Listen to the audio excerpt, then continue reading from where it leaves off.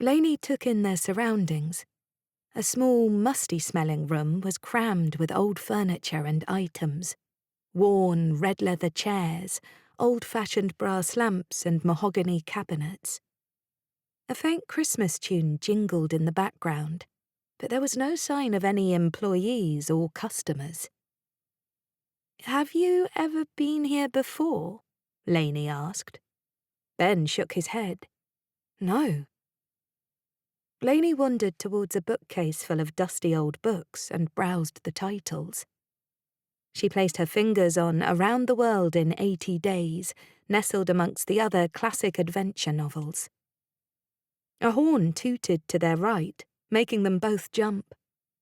Leaving the book, Lainey saw against the wall, almost completely hidden behind wardrobes, a small railway line, carrying a bright red train with 4 open carriages behind, each just about large enough to hold one person.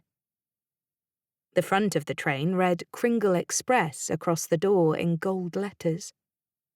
Curiously, a toy polar bear sat inside the open window, wearing a red hat. "All aboard!"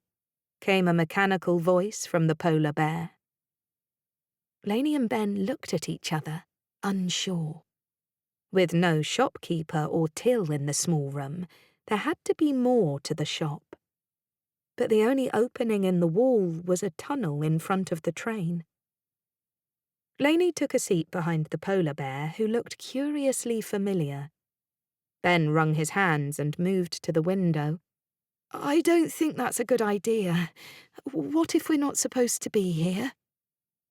Lainey shrugged. "It's a shop, isn't it? If we get out of this room, Connor won't see us if he comes back." "Hold on tight," called the mechanical driver, turning his head to Lainey with a wink. Lainey gasped. "The Christmas card!" A puff of steam shot from the engine and the train trundled forward. As the polar bear and Lainey disappeared through the tunnel, Ben heard footsteps and looked out of the window to see Connor's gang coming back down the street. He darted into the last carriage before it travelled through the wall. Inside the tunnel, frosty, bright, multicoloured Christmas trees lined the walls on either side of them, and a rock-and-roll festive tune blared overhead. The 2 passengers had to grip the bar in front of their seats as the train accelerated left and right over bumps.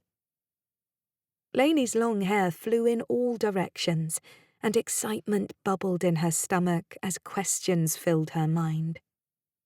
Why would an antique shop have a roller coaster inside?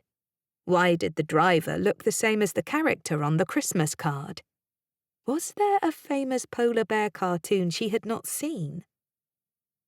Ben's stomach also churned, and his face turned a pale shade of green. The train slowed to a stop at an indoor station platform with another puff of steam. "Thanks for riding the Kringle Express," called the polar bear. Lainey and Ben stepped out of the train onto a platform covered in fake snow, lit by tall lampposts and a dark ceiling sprinkled with artificial stars. A big red door stood in front of them.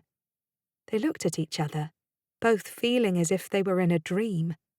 But curiosity drove them to pull open the door and step inside.